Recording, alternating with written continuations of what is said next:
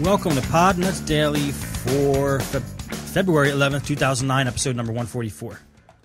First, I want to announce that it looks like we're going to have a Philly Tech Guys episode this weekend. I think 2 o'clock Saturday. You could tune into MikeTechShow.com to watch that live. We should be able to Ustream it. I'm actually dying to do one of those. And, it's they're always a lot of fun. We haven't done one in a while, so I can't wait. So that's going to be fun. Tune into that. That should be pretty cool. If you guys have seen the last couple episodes, you'll know what the format is of that show. You could also check it out at podnutz.com. I have a I post the show there as well. So you can do it at phillytechguys.com or podnutz.com.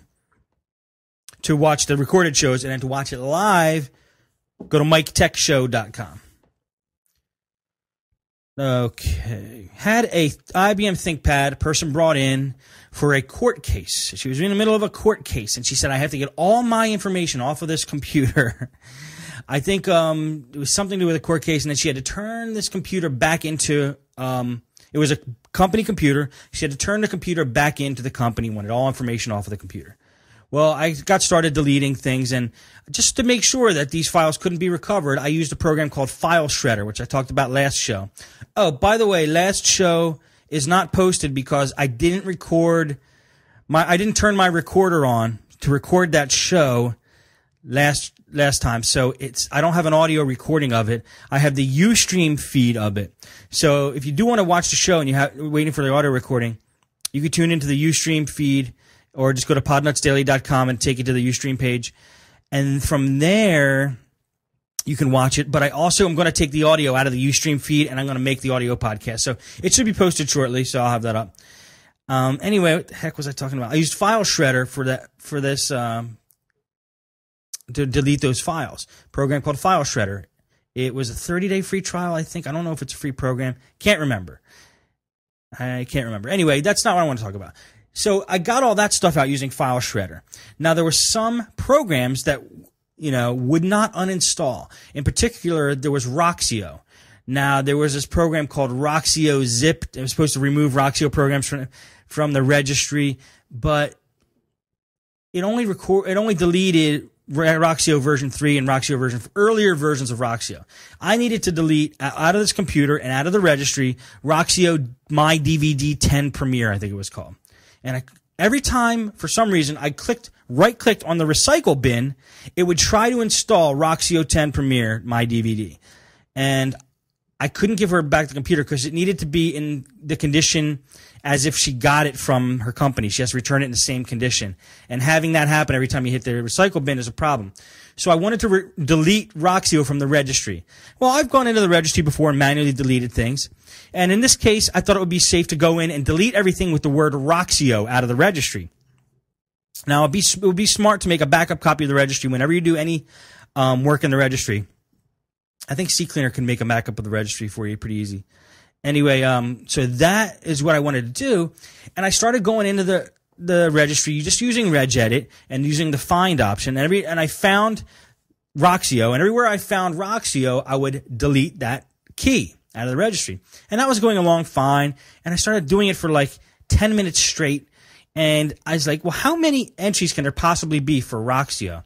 Turns out there was like 4,000 entries for Roxio. And I wasn't going to sit there and delete each one manually, even though I had a fast little system going where I hit all the keyboard buttons at exact same timing, with exact timing. So every time I see Roxio, bing, bing, bing, bing, bing. I was doing it like about as fast as like 1, 2, 3, 4. But that still wouldn't be fast enough. I had to get to 5,000.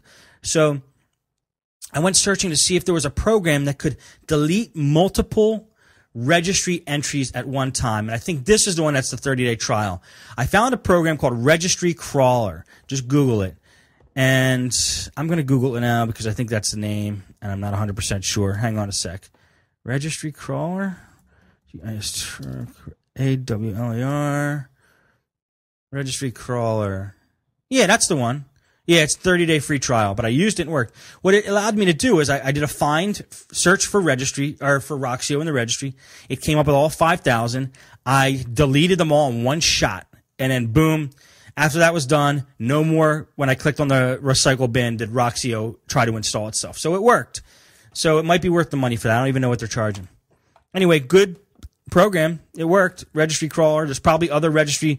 Actually, there probably is other registry programs like that are free. There might be something like that on the Ultimate Boot CD. I don't even know yet. Email me or send me a voicemail at Podnutz Daily on Skype if you do have any know of any good registry cleaners that can remove multiple registry entries at one time. Saves a lot of time. I had another customer's computer. We fixed it. He took it home, and the next day he brought it back, and he said, yeah, there was all kinds of viruses on it, and we did a virus removal on this machine. It was a desktop, a custom desktop. Nothing real special about it. We ran malware bites in my normal cleanup procedure. Everything was nice and clean when he took it back. And then he brought it in the next day, and he said, yeah, it has viruses on it. And he's like, every time I try to log on the internet, I get pop-ups and stuff like that. So I just thought, and I apologized to him like profusely. I said, oh, I'm sorry, we must not have checked something. I thought we missed something. But I asked my dad. It turns out he did the job, and he did not miss anything. He said, I checked the internet. Everything was fine before it left. So I've always wanted to do this, and I never really had a good program to do it. I wanted to see, okay, where has this person been since he took the computer home? Where on the internet has this person been since he took the computer home?